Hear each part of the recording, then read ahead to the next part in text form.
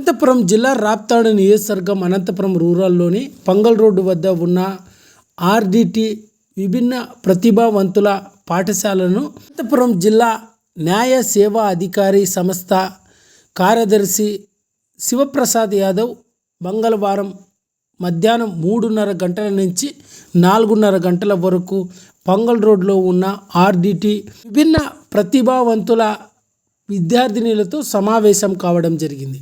ఈ సందర్భంగా అనంతపురం జిల్లా న్యాయ సేవా అధికారి సంస్థ అనంతపురం జిల్లా కార్యదర్శి జి శివప్రసాద్ యాదవ్ విద్యార్థినులతో మాట్లాడుతూ విభిన్న ప్రతిభావంతుల పాఠశాలలో విద్యార్థినులకు అన్ని సౌకర్యాలు అందుతున్నాయా లేదా అని అడిగి తెలుసుకోవడం జరిగింది.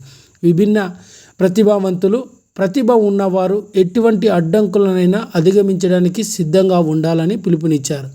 అదేవిధంగా విభిన్న ప్రతిభావంతులకు ప్రభుత్వం నుంచి అందుతున్న పథకాలు, వారికి ఎటువంటి అవకాశాలు ఉన్నాయో వాటిని అన్నింటినీ కూడా వివరించడం జరిగింది. అదేవిధంగా ప్రభుత్వ పథకాలు అందడంలో ఏదైనా ఇబ్బందులు ఎదురైతే తన దృష్టికి తీసుకువచ్చిన ఆ సమస్యను పరిష్కరిస్తానని అనంతపురం జిల్లా న్యాయ సేవా అధికారి సంస్థ అనంతపురం జిల్లా కార్యదర్శి జి శివప్రసాద్ యాదవ్ పేర్కొన్నారు.